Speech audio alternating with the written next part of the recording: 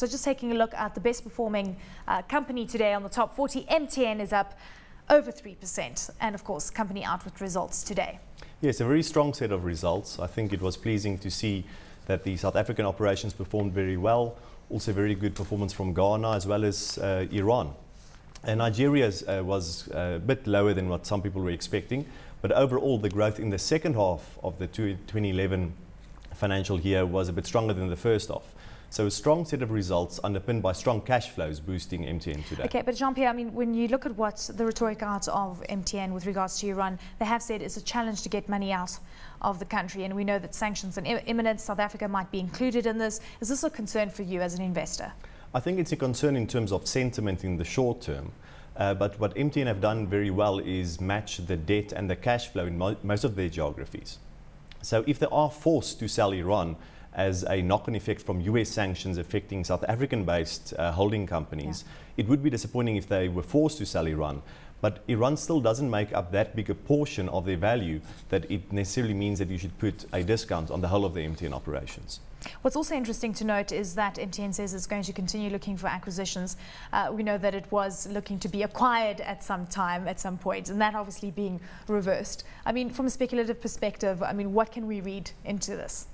I think the fact that they mentioned an increase in the dividend payout ratio from 65 to 70%, as well as not only buying back shares in the previous period, but signaling that they might do that more, shows that there aren't that many M&A opportunities around anymore.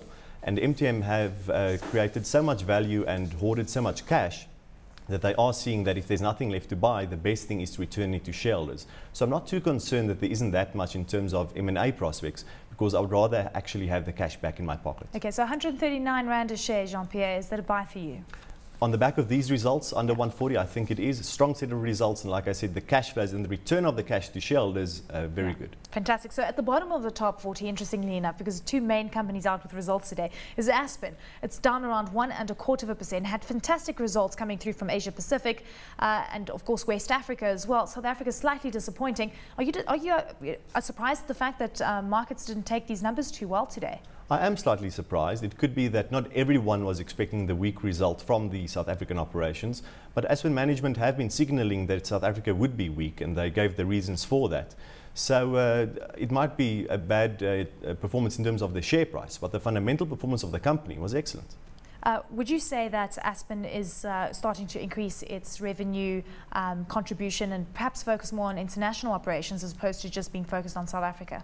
Yes, they are definitely following that trend, and we saw that in this period, especially on the back of the Sigma acquisition that they did just over a year ago, the integration thereof, meaning that more than or the majority of the revenue now comes from international operations, which is a good balance. If you look at Aspen and the vagaries of the rand and the pressures that they had in South Africa, if they were still just at South African-based operations, the results would have looked quite a bit weaker than what they did. Government tenders, not only within the ARV space, but also infant milk, seem to have disappointed the company.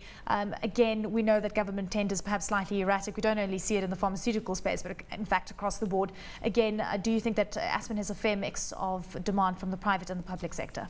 Yes, they have diversified, and I think in this case it's a bit better than, for instance, construction companies when it comes to delay in terms of tenders being actually put into place, because in this case the tender was in place, but government just decided to use donor funds to buy ARVs, and that sounds like it has normalized after the year end.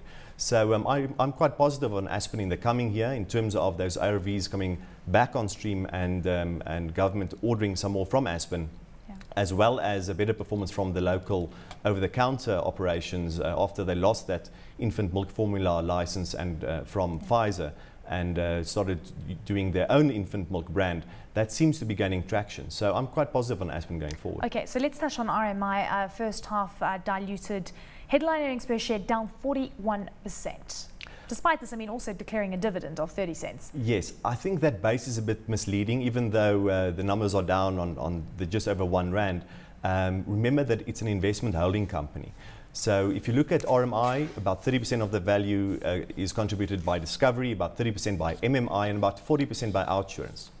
Now we've had the results of Discovery being up sharply, MMI being up single digits. So the focus in this result was OUTsurance, and they came with a very strong result, very strong underwriting margins, record underwriting margins actually, plus UE, the operations in Australia, gaining traction and will probably be on a break-even basis in the coming 18 months. So I quite like the RMI result as well.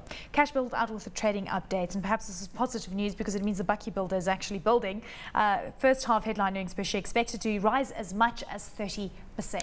Yes. Once again, the earnings number is up by 130 to 140%, but it's a base effect because of a BE charge in the previous year.